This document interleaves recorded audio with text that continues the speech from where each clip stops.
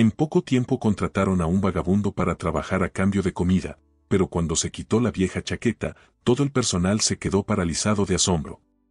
El paramédico con 30 años de experiencia no pudo encontrar palabras por primera vez en su vida. Las preocupaciones cotidianas llenaban su mente y parecía que esos giros de la vida no eran para él. Y ahora de repente lo había abrumado por completo. Al repasar sus recuerdos como fotos viejas, Luis ve su pasado, una infancia espaciosa y acomodada, casas robustas, calles anchas, jardines llenos de verde. Con su abuela, que conoció la viudez demasiado temprano, y su madre, Cassandra, no recordaba a su padre ni le preguntaba por él. Simplemente no se dio. Cassandra apareció en su aldea natal de manera inesperada, trayendo consigo dos de sus mayores logros. Al pequeño Luis envuelto en una manta y un diploma de honor por haberse graduado de la Escuela de Cultura envuelto en papel grueso. Melissa solo se atrevió una vez a preguntar a su hija sobre el padre del nieto. La respuesta fue como una sentencia. No está y nunca lo estará. En la voz de su hija se escuchaba una mezcla tan dolorosa de amargura y humillación que la anciana nunca volvió a tocar el tema. La herida en el corazón de su hija permaneció para siempre. Pero en su vida apareció ese pequeño niño sonroado con ojos del color del cielo primaveral. La casa en la que se instalaron se consideraba la más acogedora de toda la región.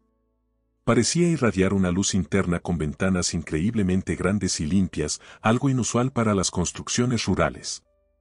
El patio siempre estaba barrido y las frambuesas eran jugosas. Este mundo se convirtió en el hogar de Luis desde sus primeros días conscientes. Más tarde, sin importar dónde estuviera, el sabor de las frutas caseras permanecía en su memoria. En el jardín también crecían árboles frutales. A Luis le encantaban especialmente los pequeños manzanos con frutos diminutos de un sabor extraordinariamente dulce. Manzanas del paraíso, así las llamaban. Y la mermelada hecha de ellas era de un color ámbar dorado, aromática, con un toque de acidez. ¿Cuántos frascos de esa delicia Luis consumió durante su infancia? ¿Y cuántos más llevó luego a su residencia estudiantil después de cada vacaciones? Claro, las existencias de esa maravilla culinaria se agotaban al instante. ¿Quién en la residencia sabía cómo alargar el placer? Claro, había algunos, los calculadores, pero generalmente no los incluían en el círculo de amigos. Pero a Luis lo llamaban a todas partes, por supuesto, no solo por la mermelada de su abuela, tanto en la escuela como después en la facultad de medicina, Luis siempre supo llevarse bien con la gente. Criado por mujeres cariñosas, permaneció mucho tiempo ingenuo en cuestiones de la naturaleza humana. No podía imaginar que tan traidores podían ser aquellos a quienes el destino había puesto cerca de él. Tanto ancianos como adultos y niños, sin festivos ni fines de semana, a cualquier hora del día o de la noche. Y Cassandra dirigía la Casa de la Cultura local. En esos años allí se vivía con intensidad, funcionaban talleres, estudios, la biblioteca. Toda la juventud del pueblo se volcaba hacia las novedades literarias, las proyecciones de cine, la poesía.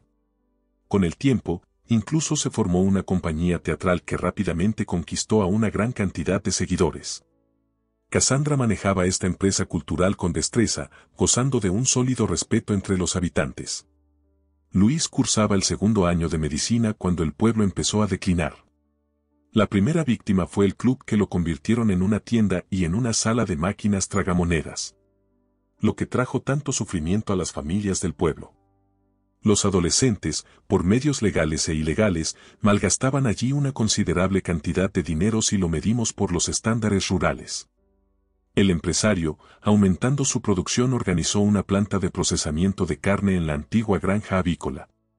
Al principio contrató a los hombres desempleados del pueblo, pero luego los reemplazó por mano de obra más barata, inmigrantes de regiones deprimidas. La gente comenzó a mudarse del pueblo a la ciudad. Algunos lograron vender sus viviendas. La mayoría simplemente cerró sus casas con llave, vendió el ganado, recogió sus pertenencias y se fue. El último servicio en cerrar fue el centro de salud. Lo cerraron tras la escuela y el jardín de infancia, en los cuales, de hecho, ya nadie asistía. En el último día de trabajo del centro de salud, Cassandra ayudaba a su madre a empacar el equipo y los medicamentos restantes hasta tarde en la noche. Luego esperaron el autobús del distrito, cargaron todo y lo enviaron. Ambas estaban exhaustas, más emocionalmente que físicamente. Era el último acorde en la historia del pueblo moribundo. Al regresar a casa, a las habitaciones frías, encendieron la estufa y se acostaron a descansar. Ahora nadie sabrá quién de las dos olvidó cerrar la compuerta de la estufa. Solo al día siguiente la vecina dio la alarma, pero ya no había a quien salvar. Ambas mujeres se habían intoxicado con monóxido de carbono.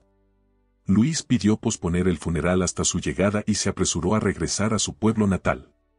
Tuvo tiempo para despedirse y luego llegó su turno de clavar las contraventanas y puertas de la casa vacía. Llevó las flores de su abuela a la vecina y le entregó las llaves del hogar familiar por si acaso. Luego se dirigió de nuevo a la universidad, llevando en su corazón un dolor no expresado. Así fue como un golpe abrumador de dolor irrumpió en la vida de Luis sin previo aviso ni preparación. Pero el alma humana es asombrosa en su capacidad para resistir las adversidades. Luis encontró en sí mismo la fuerza para mantenerse firme. A su lado estaba Sara, su apoyo en esos días oscuros. Ella estaba cursando un año menos que él en la Facultad de Medicina. Su historia comenzó con un momento fugaz. Luis se detuvo al ver alegría genuina en el rostro de la chica mientras leía su apellido en la lista de los admitidos en medicina. Algo se conmovió en su corazón, pero durante largos meses no se atrevió ni siquiera a hablarle. El destino los juntó bajo el mismo techo del dormitorio, una feliz coincidencia que dio lugar a miles de encuentros fortuitos en los pasillos.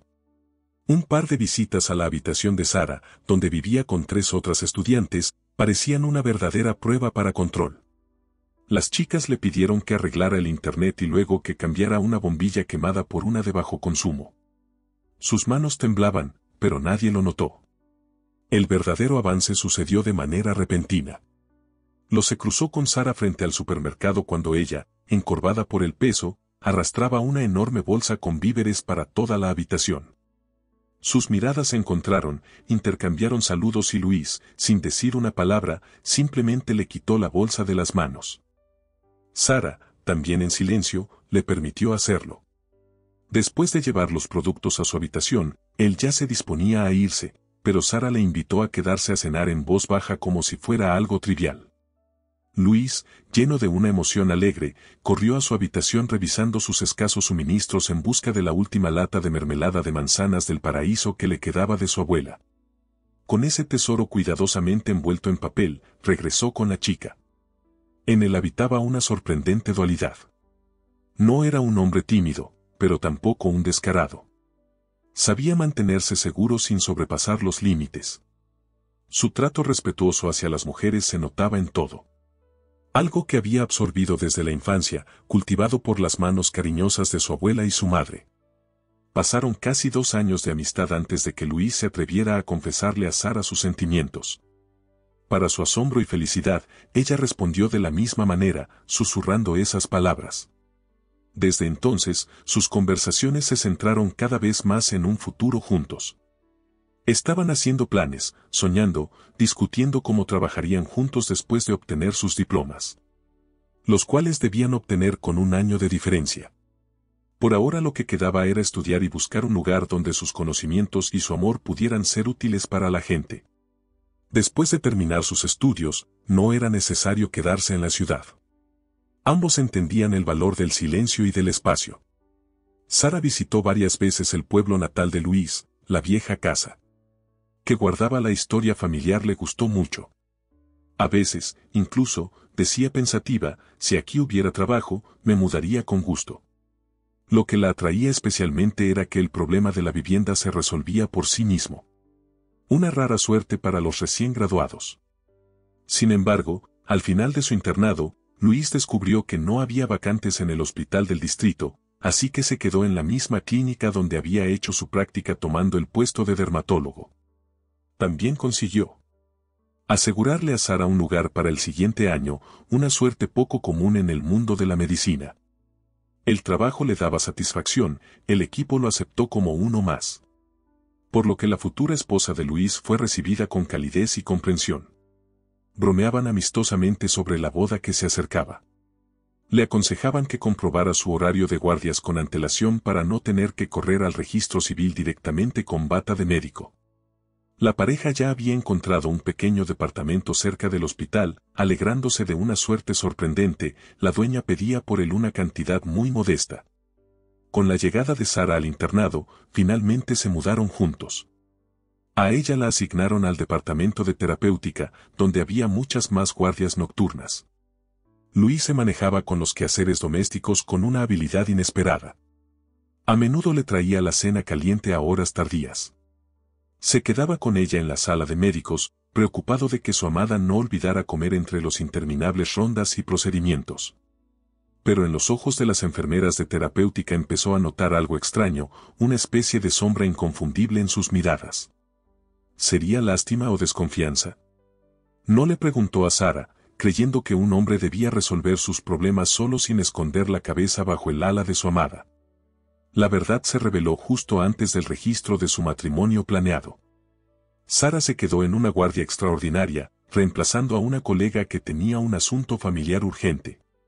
Lo comunicó a Luis al final de su jornada laboral, justo cuando salía del hospital y junto con la noticia hizo una extraña petición. Luis, no me traigas la cena hoy. La voz sonaba tensa, con tonos falsos. La enfermera de guardia ha horneado su famoso pastel de miel. Vamos a probarlo. Mejor descansa bien. Al regresar a casa, Luis preparó la cena automáticamente, pero no tocó la comida. Una extraña inquietud apretaba su estómago. Mientras navegaba por internet, estudiaba los avances más recientes en medicina, admirando una vez más los logros de sus colegas israelíes. Encendió una serie, preparó la cama, pero la voz interior, cada vez más insistente, lo empujaba de vuelta al hospital. Y él cedió a esa llamada. En la sala de urgencias, su aparición no causó sorpresa. Un hombre de la casa, médico, visitante frecuente de la unidad de terapia donde trabaja su novia. Luis pasó silenciosamente junto al puesto de la enfermera que dormía con la cabeza apoyada sobre sus manos. No quiso interrumpir su sueño. Se acercó a la puerta de la oficina del jefe de médicos y tomó la manija. Para su sorpresa, descubrió que estaba cerrada por dentro. Extraño, pensó. Esto era realmente anormal. Las oficinas de los médicos en cualquier departamento siempre permanecen abiertas en caso de una emergencia que requiera la intervención inmediata de un médico. Luz se detuvo indeciso, despertar a la enfermera de guardia o revisar las habitaciones en busca de Saga. Buscar en las habitaciones no era prudente, era la profunda madrugada, los pacientes dormían. Ya se había girado para dirigirse al puesto de enfermería, pero en ese momento la llave de la oficina del jefe de médicos giró levemente en la cerradura. La puerta se abrió.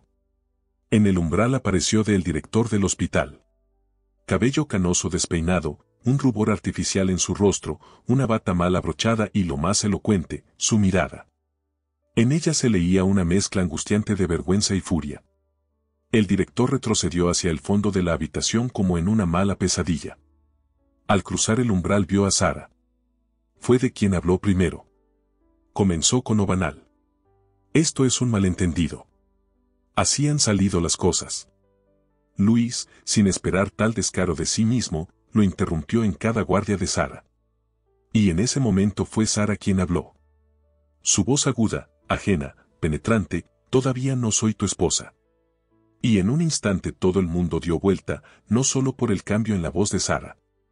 Ella misma se había transformado hasta volverse irreconocible. La causa no estaba en su cabello despeinado o en la bata arrugada. Esos signos exteriores solo reflejaban una transformación interna profunda. En ese momento, Luis se dio cuenta la mujer frente a él era una persona completamente ajena, con un rostro desconocido, donde la máscara de sinceridad había sido reemplazada por una mueca de una naturaleza falsa. Como si los años de cercanía se hubieran desvanecido como niebla, dejando frente a él un vacío con un rostro apenas familiar. Ded decidió responder a la pregunta que flotaba en el aire. Si te interesa la estadística, Luis, no en cada guardia intentó darle un tono relajado a su voz, ocultando su incomodidad. Por supuesto, ella siempre cerraba la oficina, pero esto sucedía con bastante regularidad. Espero que no corras a contarle esta historia a mi esposa. Créeme, en la vida todo puede pasar. O nunca me había pasado algo así. Bueno, joven, todo está por venir. En su apartamento de alquiler, Luis reunió sus cosas en silencio. Movimientos escasos, económicos, como si cada gesto requiriera un esfuerzo increíble. Sobre la mesita dejó un tercio del dinero que tenía, justo lo que consideraba justo, y salió cerrando la puerta con cuidado. Sus pasos resonaban en el pasillo vacío, llevándolo hacia el hotel más cercano. Un sentimiento denso y asqueroso llenaba su alma. Era repulsión, no dolor por la pérdida ni celos. Le asqueaba darse cuenta de que la persona a la que había respetado como médico, el hombre que podría haber sido su padre, resultaba ser portador de semejante vileza de carácter. Un romance barato con la residente con insinuaciones sobre su esposa, como si la estuviera utilizando como moneda de cambio. Pero lo que más le dolió fue darse cuenta de que las extrañas miradas del personal de la unidad de terapia eran un conocimiento tácito. Ellos lo veían, lo entendían y callaban. Los colegas con los que compartía los días de trabajo le permitieron seguir en la ignorancia, observando desde una distancia segura el desarrollo de esta vergonzosa historia. Por la mañana, con los ojos rojos por la insomnio, Luis llamó a su viejo compañero de la universidad, Roberto, que trabajaba en el hospital regional. Acordaron encontrarse por la tarde. Roberto, sin sospechar nada, preguntó con la sonrisa habitual en su voz, ¿me invitarás a la boda? Luis pasó la guardia en piloto automático y fue a la cita. Con frases cortas, le contó la situación, explicando por qué no habría boda. Y de repente notó algo extraño en los ojos de su amigo, la falta de sorpresa, la ausencia de preguntas sobre los detalles, como si Roberto ya supiera, o al menos lo sospechara. La sospecha que lo invadió lo llevó a preguntar directamente. Roberto titubeó como si estuviera buscando las palabras. Luego a regañadientes, admitió, ¿recuerdas que mi hermana pequeña estudiaba con Sara en el mismo grupo? Ella me contó sobre las formas en que Sara pasaba algunos exámenes. Bueno, no sobre las formas, sino sobre los lugares donde se realizaban. Los ojos de Roberto evitaban la mirada directa. Por supuesto, no sabías nada. Ni siquiera lo sospechabas. Tal vez hice mal al no decirte nada antes, pero todos alrededor pensaban que todo estaba bien entre tú y ella. Está bien, Roberto. Lo que pasó pasó, dijo Luis después de una larga pausa. Cada palabra le costaba como si tuviera algo amargo en la boca. He decidido irme de aquí. Recuerdo que mencionaste una vacante en el hospital del distrito. ¿Podrías averiguar más detalles? Ahora mismo lo averiguo. Asintió Roberto. Llamó a su tía Miranda, quien ocupaba un cargo en el departamento de salud. Ella le ofreció de inmediato que venga. Hablamos con más detalle. La conversación con Miranda fue una mezcla entre una entrevista y un examen. No se limitó a hacer preguntas sobre dermatología, que, como ella misma admitió, no era una especialidad prioritaria en las zonas rurales. Después de interrogarlo a fondo sobre sus habilidades organizativas y comprobar sus conocimientos básicos de contabilidad, Miranda hizo una propuesta que dejó a Luis sin aliento. El puesto de jefe de la estación.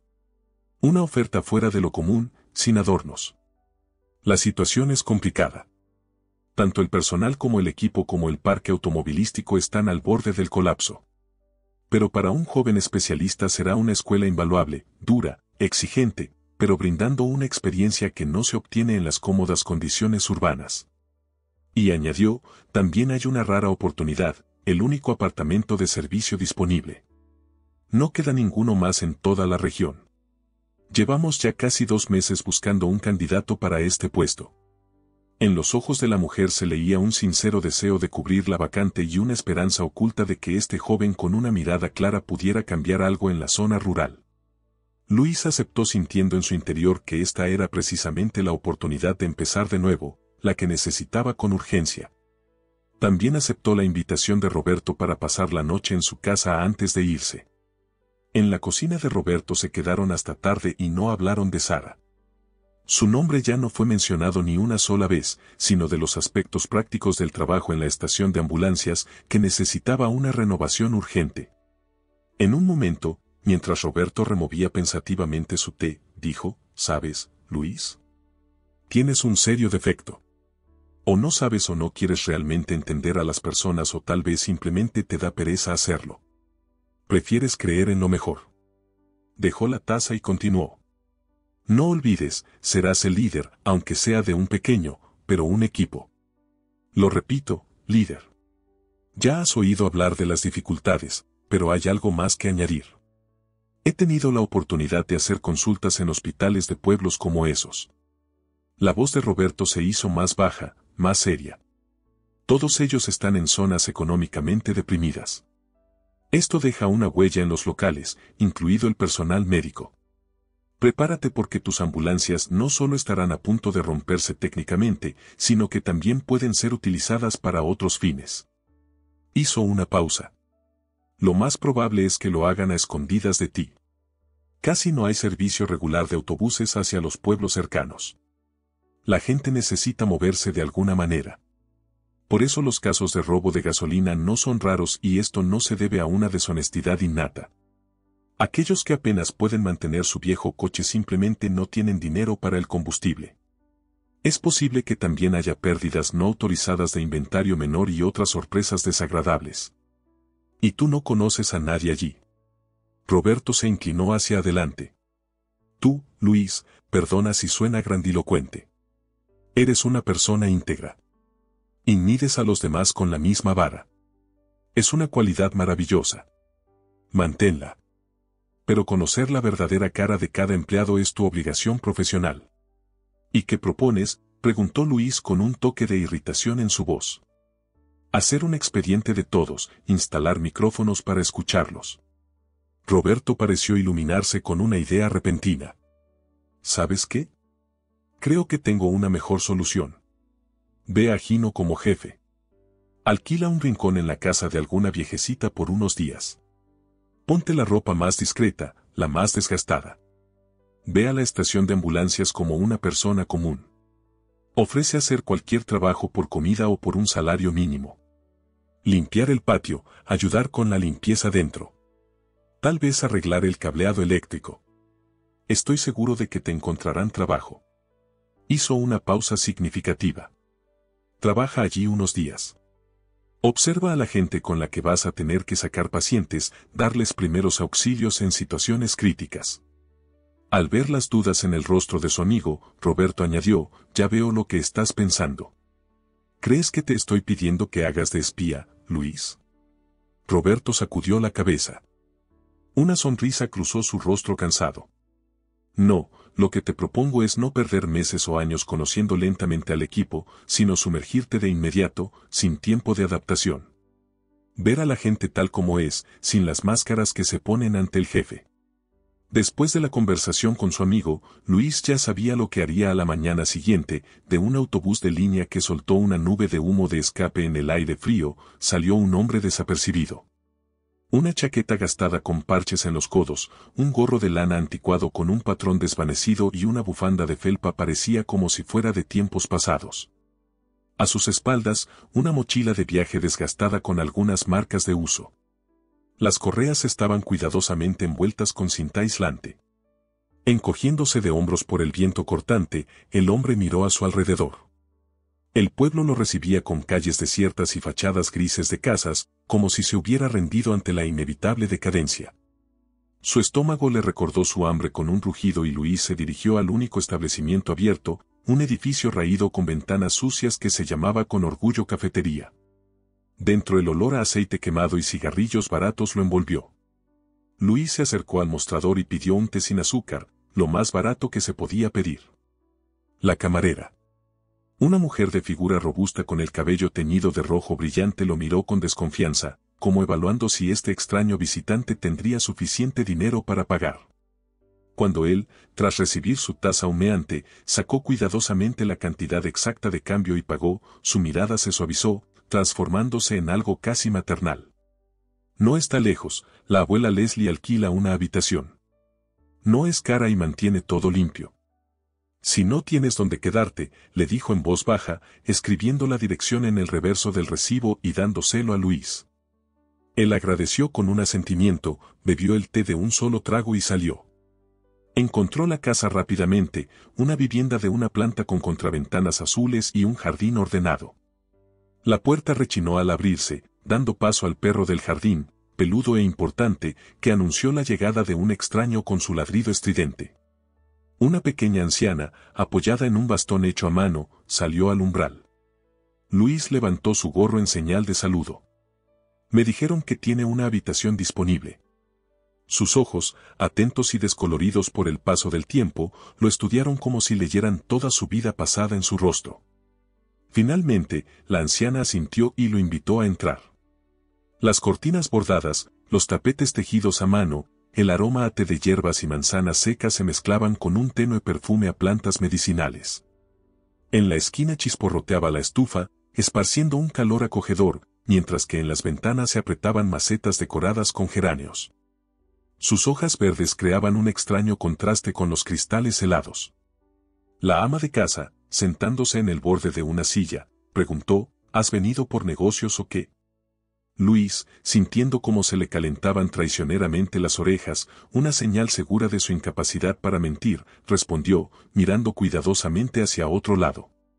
Pues tengo que ir al pueblo a ver a un amigo. Estuvimos juntos en el ejército. Podría ir directo a su casa. Pero no estoy seguro si le viene bien. Lleva mucho tiempo casado, ya tiene 3 niños. Rechazando la invitación a comer, Luis se dirigió a hacer reconocimiento a la estación de ambulancias. El pequeño edificio de una sola planta con un letrero descolorido parecía cansado, como todo el pueblo. No se veía ningún coche en el patio. Cegamente todos estaban en servicio. Luis empujó la puerta chirriante y se encontró en un vestíbulo estrecho con el yeso desconchado. Se acercó al viejo teléfono, inhaló aire profundamente y preguntó, ¿no habrá por aquí algún trabajo, aunque sea el más sencillo, aunque sea por el salario mínimo? Es solo que un descanso como este es raro. Normalmente estamos corriendo todo el tiempo como ardillas en una rueda, en los baches. Hasta que llegas al pueblo, ya habremos acudido todos los intestinos. Quédate con nosotros a trabajar. Manos como las tuyas siempre se necesitan. Eres un buen chico. Lo apoyó el tercero, el más joven de ellos. ¿Cómo llegaste hasta aquí? Y por mucho tiempo. A Luis no le gustaba sumergirse más en la telaraña de mentiras, pero el papel requería que continuara. Se acercó a Anthony con una solicitud que le parecía bastante natural. ¿No me llevarían con ustedes si van al pueblo? Tengo un amigo allí. Me gustaría visitarlo. Hace tiempo que no nos vemos. El paramédico lo miró con atención y en su mirada brilló una sombra de comprensión. Está bien, dijo asintiendo. Mientras tanto, mira qué más puedes arreglar por aquí y cuando haya un llamado al pueblo, te llevamos. Luis se asintió agradecido y comenzó a inspeccionar el patio.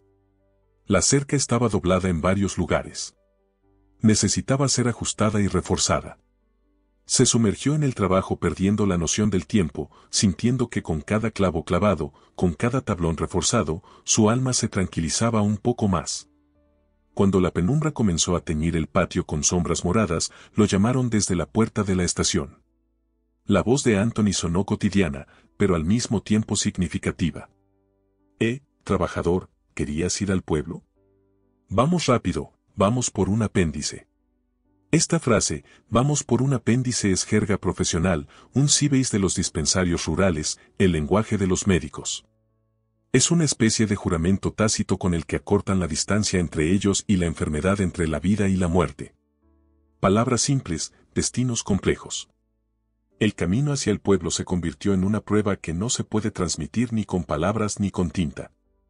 En el interior de la vieja ambulancia, los baches convertían las entrañas en un solo bulto de dolor y en la cabeza solo zumbaba una idea, llegar. Solo llegar a tiempo. El conductor, que había descubierto en sí mismo el talento de un piloto de carreras extremo, sorteaba las traicioneras hendiduras y baches con la destreza de un profesional del Rally París-Dakar. Cada giro del volante era una lucha con la carretera. Cada pisada del pedal era una batalla contra el mal estado del camino. El pueblo los recibió con la sombría oscuridad de una tarde otoñal. El pueblo daba la impresión de ser un organismo moribundo. Solo la mitad de las casas, por decir algo, parecían habitadas.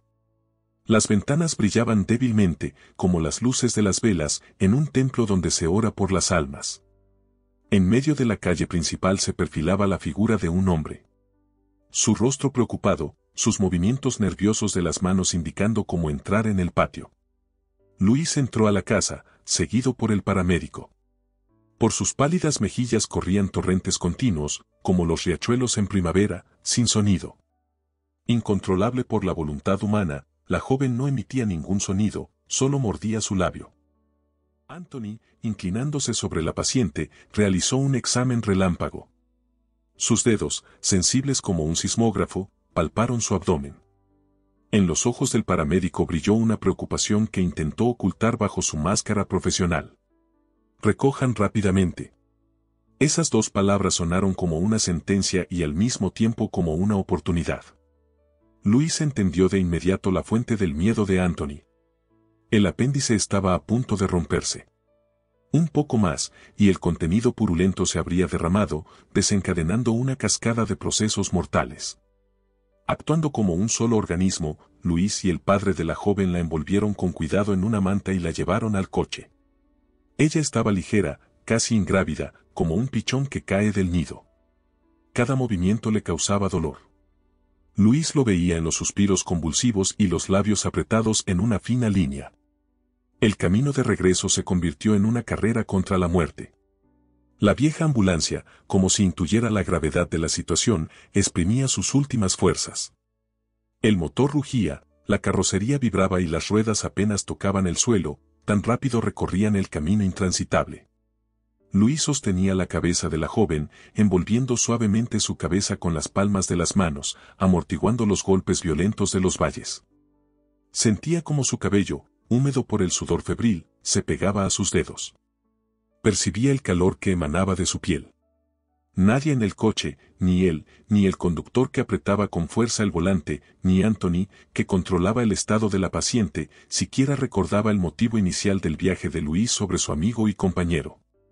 Todo se desvaneció en la realidad de la lucha por una vida ajena. Eran uno solo, 4 personas unidas por un solo deseo, llegar a tiempo. Y llegaron en la sala de urgencias del hospital del distrito, recibieron a la joven de inmediato, sin trámites innecesarios. En unos minutos, la camilla con su cuerpo frágil ya desaparecía detrás de las puertas del quirófano. A la mañana siguiente, Luis, apenas despejando sus párpados hinchados por la falta de sueño, preguntó primero a Anthony sobre el estado de la paciente y suspiró aliviado. Al escuchar la respuesta, la joven estaba salva. No hubo peritonitis. Los médicos le extrajeron a tiempo el apéndice inflamado, evitando que la infección se extendiera. Los 2 días siguientes, que Luis dedicó a su investigación solo confirmaron su impresión inicial. Estas personas eran verdaderos pioneros, dignos de un respeto que trascendía lo terrenal. En coches viejos que apenas respiraban, recorrían distancias a través de caminos que parecían intransitables. Sin equipos de diagnóstico modernos, confiando en sus conocimientos, experiencia e intuición, diagnosticaban con precisión. En las condiciones más espartanas. Se mantenían fieles al juramento hipocrático sin convertir el transporte oficial en un taxi para necesidades personales, como suele suceder en las zonas rurales. Por las noches, en silencio, Luis pensaba en cómo confesarles a estas personas que él había sido designado como su líder. Ahora que los había visto en acción, la idea de que había comenzado su relación con un engaño lo llenaba de vergüenza. En esos momentos volvía a pensar en la abuela Melissa, su dedicación a la medicina y a los pacientes. Ella entendería su misión actual. Ella estaría orgullosa de él. Estos días le dieron la oportunidad de entender que escucharía una respuesta a la que él mismo ya estaba internamente preparado. Di la verdad. Solo di la verdad, se repetía Luis. Y así a las 8 de la mañana cruzó el umbral de la estación de ambulancias. Todo el personal, 2 paramédicos, reconoció en el hombre afeitado y vestido con un traje y corbata al trabajador de ayer con su abrigo y su sombrero anticuado. Luis comenzó sin preámbulos. Admitió que había estado con ellos durante los últimos 3 días, pero en otro papel. Explicó los motivos de su actuación, se disculpó por la desconfianza que había motivado esa ocultación y dijo, lo más importante, los vi en acción. Sentí un profundo respeto por cada uno de ustedes. Aún no sé cómo su voz sonaba firme, aunque por dentro todo temblaba de nerviosismo, pero prometo hacer todo lo posible para conseguir nueva equipación para la estación y al menos un vehículo con alta capacidad de paso. Esa es mi palabra. En los ojos de los presentes se leía una simpatía genuina. Estas personas simples, templadas por las dificultades de la vida en la periferia, tenían un sentido sobrenatural para detectar el engaño y la sinceridad. Lo veían a través de él y, curiosamente, confiaban en él a pesar del engaño inicial, como si hubieran visto en él no cobardía, sino el deseo de entender y ayudar. En ese momento, Luis comprendió que su apoyo valía más que cualquier equipo nuevo. Estarían detrás de él y con ese respaldo se podrían mover montañas. Pasaron 6 meses llenos de interminables trámites, llamadas, cartas y viajes. Luis tocó todas las puertas. Llegar a algunos empresarios del centro del distrito, despertar su conciencia o vanidad, no importaba. Lo importante era que aceptaron ser patrocinadores. Todas las ambulancias pasaron por una reparación mayor y los equipos antiguos en el interior fueron reemplazados parcialmente por versiones más modernas. Pero la victoria más importante fue transformar una de las ambulancias en una auténtica Minius móvil. Ahora en el camino se podía realizar terapia intensiva, mantener las funciones vitales del cuerpo. Cada uno de esos casos se convirtió en una historia de vida salvada. Sin embargo, el plan más ambicioso de Luis estaba relacionado con las carreteras. Su estado en la región recordaba a las montañas rusas, solo que sin un solo metro de superficie plana. Luis luchó incansablemente por la reparación, pero no podía avanzar más debido a los caminos intransitables. Simplemente no se podía llegar a una persona moribunda o llevar al paciente al hospital. Su persistencia comenzó a dar frutos poco a poco. El problema fue notado, comenzó a ser comentado y se empezó a discutir en distintos niveles del gobierno. Meses después, en un frío día de invierno, una joven periodista con un camarógrafo llegó a la estación de ambulancias para hacer un reportaje. Resultó que la televisión local había recibido decenas de cartas de agradecimiento de pacientes que fueron salvados por el personal de su estación en situaciones extremadamente desesperadas. La joven le pareció extrañamente familiar a Luis, algo en la línea de su mandíbula, en la forma de sus ojos, en su manera de inclinar ligeramente la cabeza mientras escuchaba al interlocutor. Ella había cambiado. Desapareció la fragilidad dolorosa que él recordaba. En su lugar apareció la confianza de una persona adulta.